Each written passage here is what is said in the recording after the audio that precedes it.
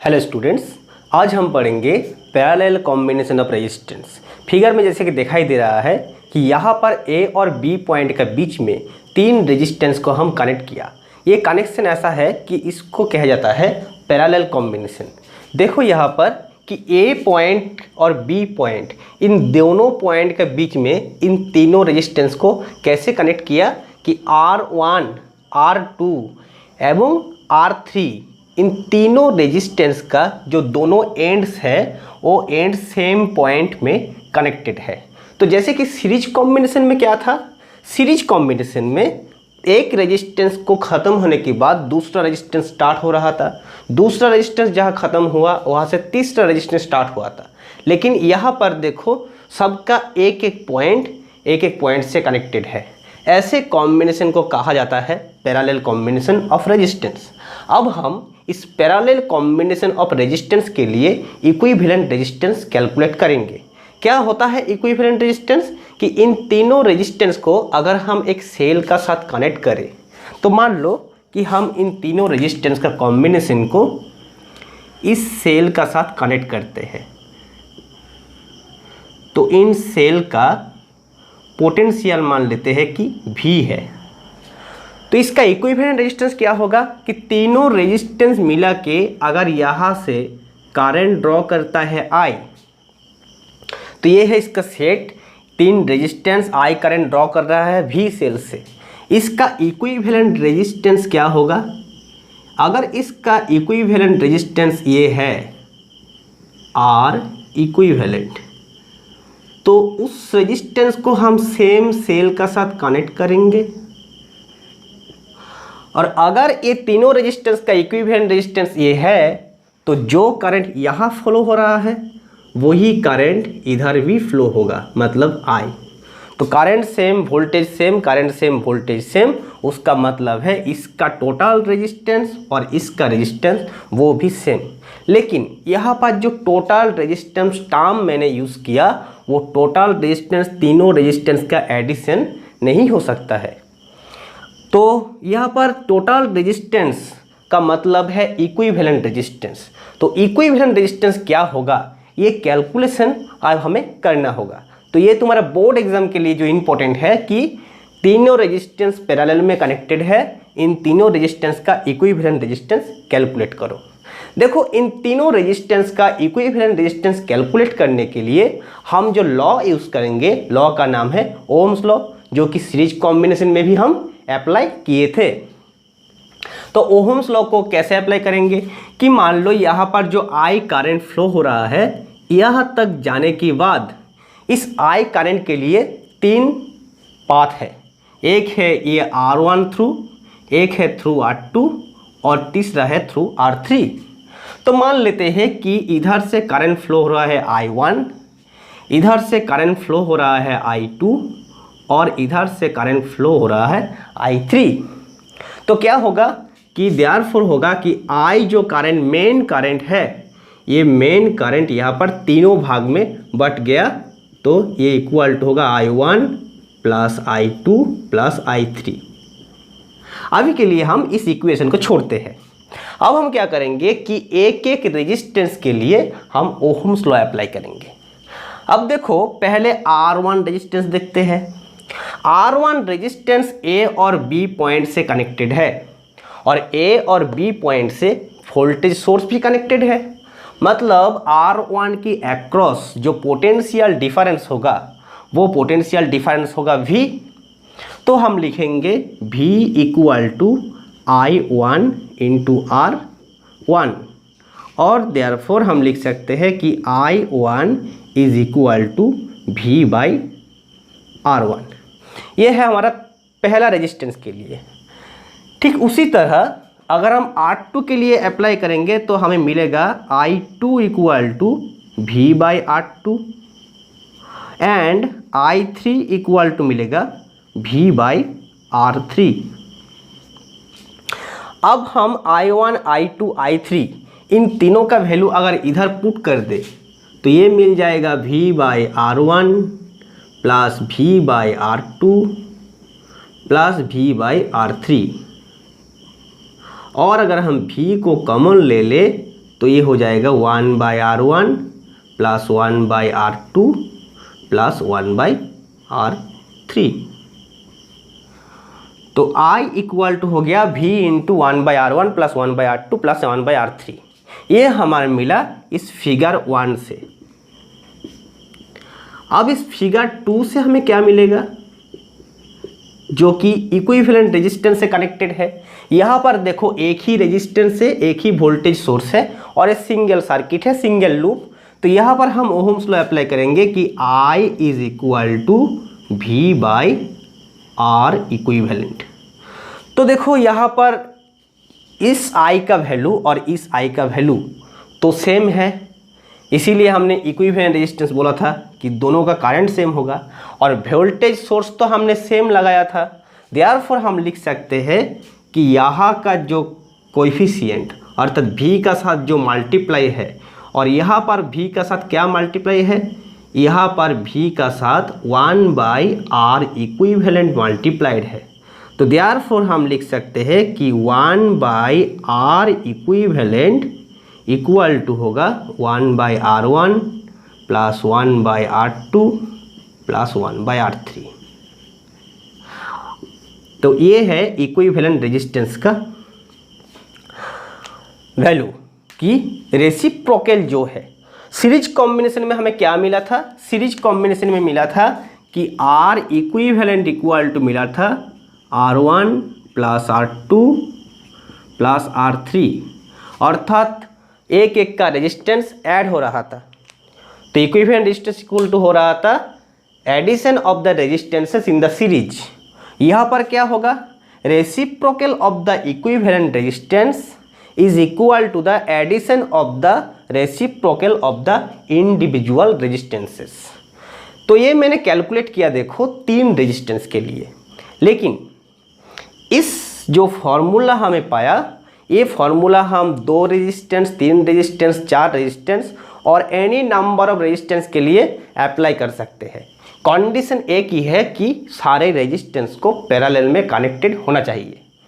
तो अगर यहाँ पर और सारा रेजिस्टेंस होगा तो हम क्या करेंगे, अगर यहाँ पर और सारा रेजिस्टेंस है डॉट डॉट डॉट डॉट, यहाँ पर और एक रेजिस्टेंस लगाते हैं जो कि रेजिस्टेंस का वैल्यू है मान लो RN। तो यहाँ पर और सारे टर्म ऐड हो जाएगा, जैसे 1/R4 plus dot dot dot plus 1/RN। सारे रेजिस्टेंस को ऐसे रेसिप्रोकली जोड़ देना है अगर यहाँ पर n नंबर ऑफ रेजिस्टेंस है तो। ये था पैरेलल कॉम्बिनेशन का फॉर्मूला हमें। अब देखो यहाँ पर एक चीज़ मैं बताना चाहूँगा कि मान लो यहाँ पर कि R1, R2, R3, R4 ये जो सारे रेजिस्टेंस है, तो थोड़ा हम यहाँ पर बोर्ड को मिटा देते हैं।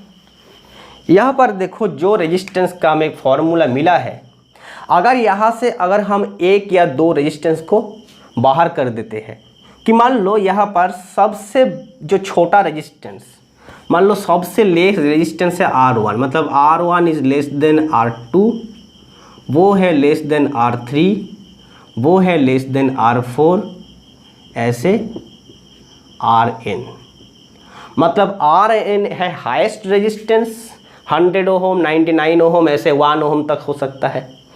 तो R1 है मिनिमम वैल्यू रेजिस्टेंस का, मिनिमम वैल्यू, मिनिमम वैल्यू।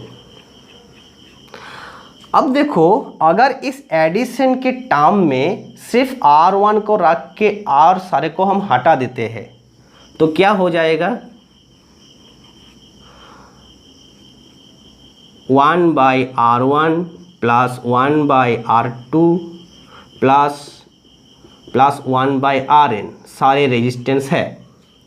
जैसे कि होता है क्या, 5 इक्वल टू 1 प्लस 2 प्लस 2। अगर हम इधर से सारे टर्म को बाहर कर देंगे तो क्या हो जाएगा, इधर का वैल्यू इधर से ज़्यादा हो जाएगा। ठीक उसी तरह अगर हम इस सारे रेजिस्टेंस को बाहर कर देते हैं तो यह क्या हो जाएगा, ये ग्रेटर देन हो जाएगा। और रेसिप्रोकल को अगर हम रेसिप्रोकल लेंगे तो R इक्विवेलेंट हो जाएगा, अब सिंबल हो जाएगा लेस देन R1। मतलब यहाँ से हमें क्या मिला कि R1 था इस कॉम्बिनेशन में मिनिमम वैल्यू ऑफ रेजिस्टेंस, और R इक्विवेलेंट जो मिला वो मिनिमम से भी कम मिला। सीरीज में क्या हुआ था, सीरीज में हुआ था कि एक कॉम्बिनेशन में जितना रेजिस्टेंस रहेगा, अगर हम इक्विवेलेंट रेजिस्टेंस निकाले तो जो मैक्सिमम रेजिस्टेंस है कॉम्बिनेशन में इक्विवेलेंट रेजिस्टेंस उससे भी ज़्यादा होगा।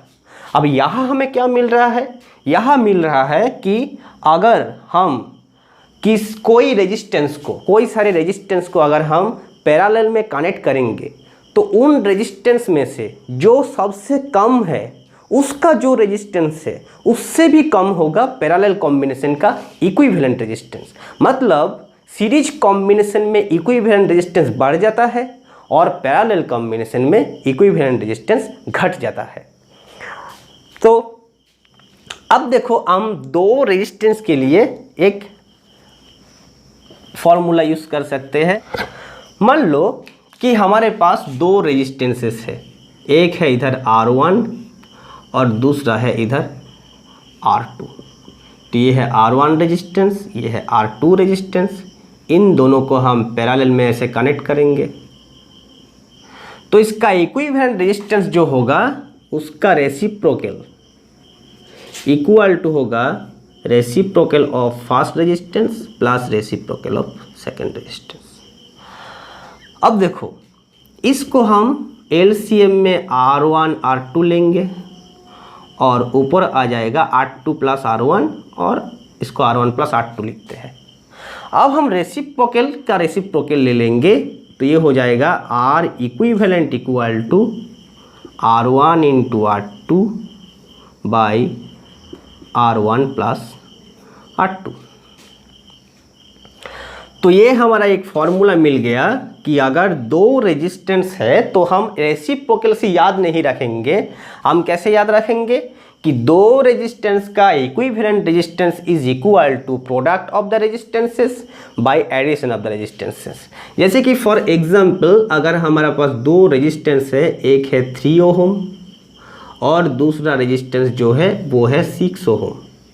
अगर हम इन दोनों को पैरेलल में कनेक्ट कर देंगे तो इसका equivalent resistance R equal to आएगा प्रोडक्ट मतलब 3 इंटू 6 बाई एडिशन 3 प्लस 6, इतना ओहम आएगा। 3 इंटू 6 होता है 18 और ये होता है 9, तो ये हो जाएगा 2 ओहम। इस तरह फॉर्मूला याद रखने से हमारा एडवांटेज क्या मिलेगा। तो देखो प्रॉब्लम जो होता है कि हम जब कैलकुलेट करते हैं 1 by R equivalent equal to 1 by मान लो 1/2 प्लस 1/3 एट्सेट्रा एट्सेट्रा, कोई सारा रेजिस्टेंस हो सकता है। अब हम इसको कैलकुलेट करते हैं 3 2 जा 6, 3 प्लस 2 इक्वल टू 5/6। अगर ऑप्शन में हमारा 5/6 ओहम आंसर रहेगा तो हम 5/6 को देख के 5/6 ओहम में टिक देते हैं कि ये करेक्ट ऑप्शन है। लेकिन देखो यहाँ पर 5/6 क्या है, ये 1/R इक्विवेलेंट का वैल्यू है। तो R इक्विवेलेंट का वैल्यू कितना होगा, ये हो जाएगा 6/5 ओहम। लेकिन हमारा ध्यान हट जाता है और ध्यान हटने से हम ऐसे भूल कर सकते हैं। इसीलिए अगर दो रेजिस्टेंस रहेगा तो इन फॉर्मूलों को याद करो। इस फॉर्मूला से अगर कैलकुलेट करोगे तो R इक्विवेलेंट आ जाएगा 3 इंटू 2/3 प्लस 2 इक्वल टू 6/5 और 6/5 आंसर। तो रेसिप्रोकल में ऐसे भूल हो सकता है, ये भूल से बचने के लिए इस फॉर्मूला को याद रखना बहुत ही आसान तरीका है। अब मान लो कि हमारे पास दो इक्वल रेजिस्टेंस है पैरेलल कॉम्बिनेशन में, दो इक्वल रेजिस्टेंस, ये भी R है ये भी R है। अब बताओ इन दोनों का इक्विवेलेंट रेजिस्टेंस क्या होगा। इन दोनों का इक्विवेलेंट रेजिस्टेंस जो आएगा वो होगा R into R by R plus R equal to R² equal to R/2 ohm. तो दो इक्वल रेजिस्टेंस को अगर हम पैरेलल में कनेक्ट करेंगे तो इक्विवेलेंट रेजिस्टेंस का वैल्यू ईच जो इंडिविजुअल रेजिस्टेंस है उसका हाफ हो जाएगा। अगर हम तीन रेजिस्टेंस को ऐसे कनेक्ट करेंगे, अगर तीन रेजिस्टेंस को ऐसे कनेक्ट किए पैरेलल में, तो देखो equivalent resistance 1/R equivalent equal to होगा 1/R plus 1/R plus 1/R। तीनों रेजिस्टेंस का वैल्यू R है, तो ये हो जाएगा 3/R, मतलब हमें मिल गया R equivalent equal to R/3। मतलब तीन इक्वल रेजिस्टेंस को अगर हम पैरेलल में लगाएंगे तो ये हो जाएगा R/3। ठीक उसी तरह अगर हम n नंबर ऑफ रेजिस्टेंस को लेते हैं, इन जनरल अगर हम n नंबर ऑफ रेजिस्टेंस को पैरेलल में लेते हैं, जो कि हर एक रेजिस्टेंस का वैल्यू है R, ये भी R है, ये भी R है, ये भी R है, ऐसे n रेजिस्टेंस है, सब का वैल्यू है R। अगर हम इस n रेजिस्टेंस को पैरेलल में कनेक्ट करेंगे तो इक्विवेलेंट रेजिस्टेंस उसका रेसिप्रोकल वो इक्वल टू होगा 1/R plus 1/R plus 1/R up to nth term. तो ये हो जाएगा n/R, मतलब इक्विवेलेंट रेजिस्टेंस जो हमें मिलेगा वो होगा R/n। मतलब इक्विवेलेंट रेजिस्टेंस अगर n रेजिस्टेंस को अगर तुम सीरीज में पैरेलल में कनेक्ट करोगे तो क्या होगा कि इक्विवेलेंट रेजिस्टेंस हो जाएगा R/n। ठीक है, अच्छा ठीक है। अब देखो हम क्या करेंगे कि मान लो कि हम दो रेजिस्टेंस को सीरीज पैरेलल में कनेक्ट करते हैं, तो पैरेलल में दोनों रेजिस्टेंस को कनेक्ट किया, एक ये रेजिस्टेंस, एक है दूसरा रेजिस्टेंस। अब इन दोनों को पैरेलल में कनेक्ट करने का बाद मान लो किसी भी एक सोर्स से जो मेन करंट आ रहा है वो है I। इस करंट दोनों ब्रांच में डिवाइड होगा, एक होगा I1 और दूसरा होगा I2। जाके ये रेजिस्टेंस है R1 और ये रेजिस्टेंस है R2। तो करंट इधर से फिर I हो जाएगा, I1 और I2 को जोड़ने से। अब हमें कैलकुलेट करना है कि I1 का वैल्यू कितना होगा और I2 का वैल्यू कितना होगा in terms of R1, R2 and I। तो रेजिस्टेंस जिधर कम होगा उधर तो करंट ज़्यादा होगा, और रेजिस्टेंस जिधर ज़्यादा होगा करंट उधर कम होगा। मान लेते हैं कि इन दोनों पॉइंट का बीच में जो पोटेंशियल डिफरेंस है, इस पोटेंशियल डिफरेंस है V।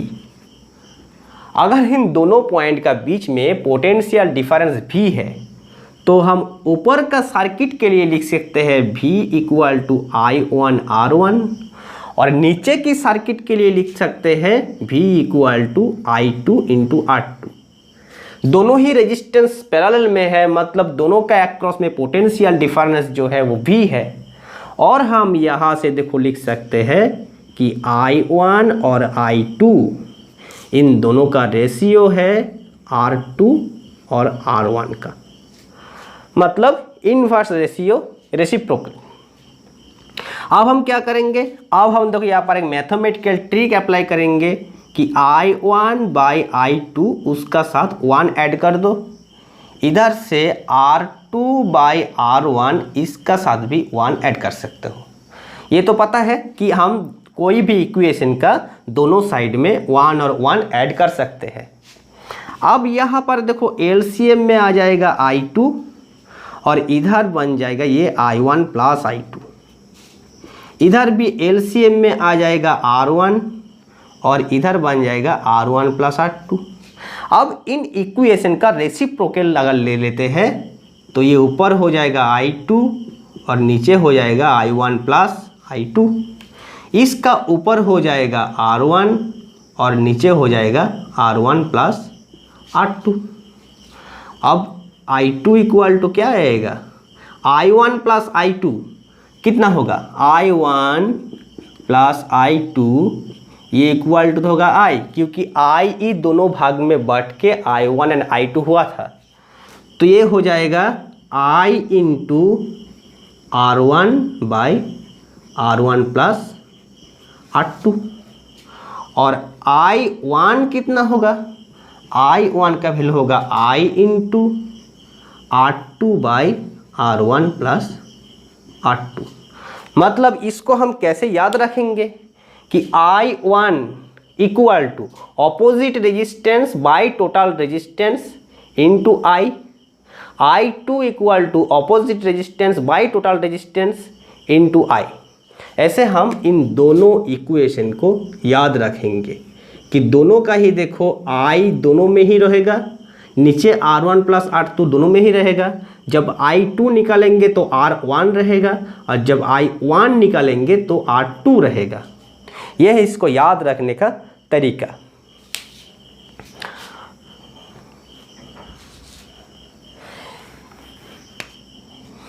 अब मान लो कि यहाँ पर हमारा 3 रेजिस्टेंसेस है, 1 2 3। 3 रेजिस्टेंस को हमने क्या किया, पैरेलल में कनेक्ट कर दिया। ये है R1, ये है R2 और ये है R3। अब अगर यहाँ से I करंट फ्लो होगा तो करंट यहाँ पर तीनों भाग में बटेगा।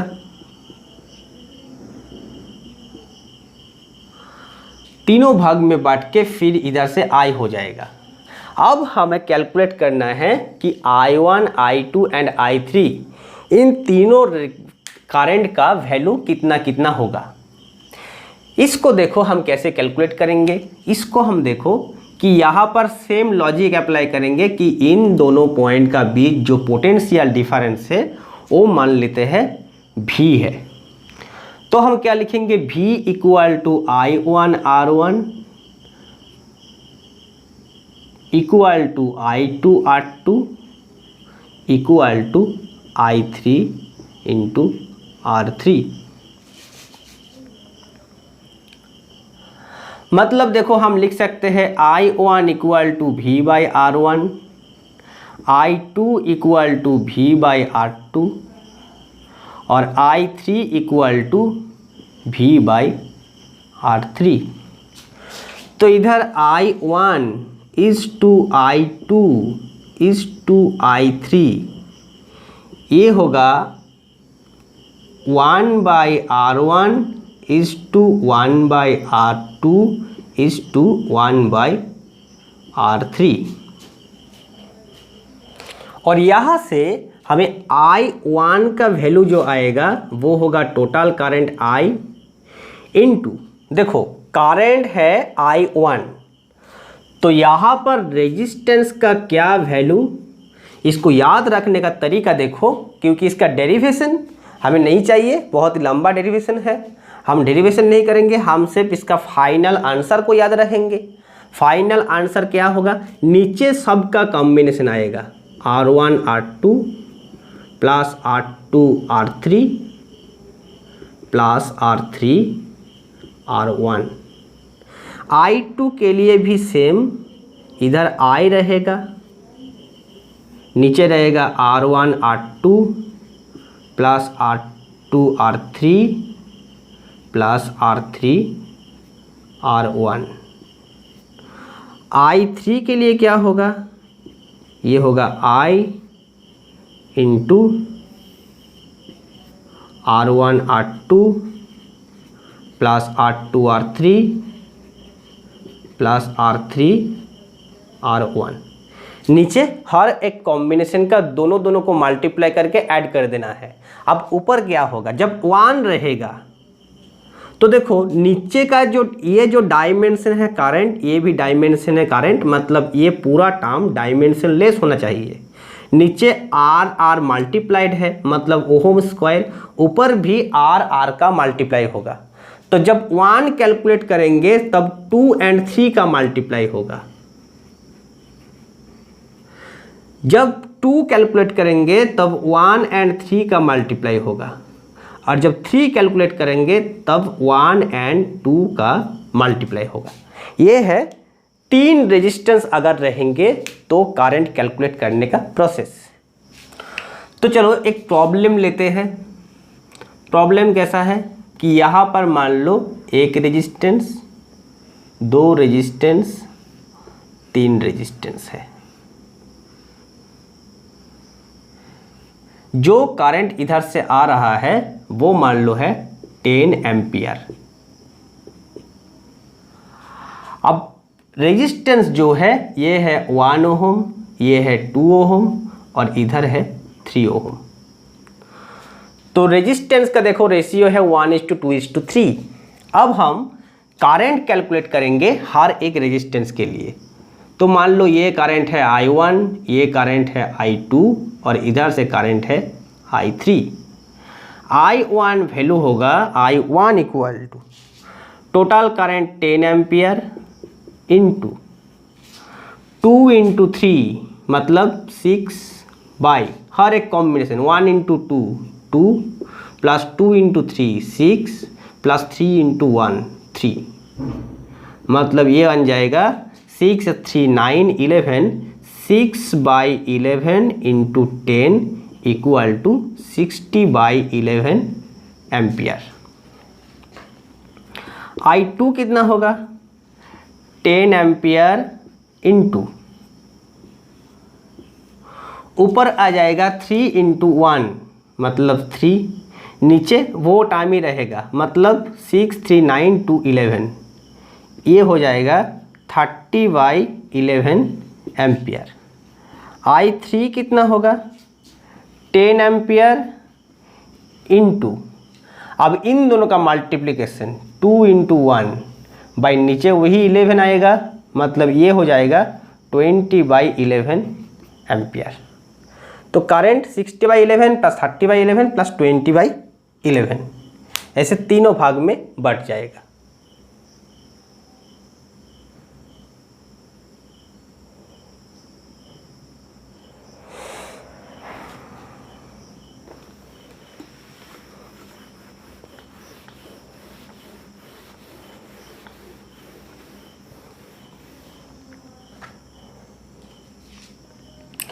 मान लो कि यहाँ पर 2 रेजिस्टेंस कनेक्टेड है, एक है इधर और एक है इधर। ये रेजिस्टेंस है 3 ओहम और ये रेजिस्टेंस है 6 ओहम। अगर यहाँ से 3 एम्पियर करंट आता है तो करंट इधर से फ्लो कितना होगा और इधर से करंट फ्लो कितना होगा। I1 जो होगा वो होगा R2 6 by R1 plus R2 9 equal to into 3 ampere equal to हो जाएगा 3 3 जा 9 3 2 जा 6 इक्वल टू 2 एम्पियर। और I2 कितना होगा वो तो फॉर्मूला की ज़रूरत नहीं है, 3 एम्पियर टोटल करंट 2 एम्पियर इधर से मतलब इधर से हो गया 1 एम्पियर। तो ये था आज का हमारा क्लास। मिलते हैं अगले क्लास में और अगले क्लास में होगा मिक्स्ड कॉम्बिनेशन ऑफ रेजिस्टेंस। तब तक के लिए बेस्ट ऑफ लक।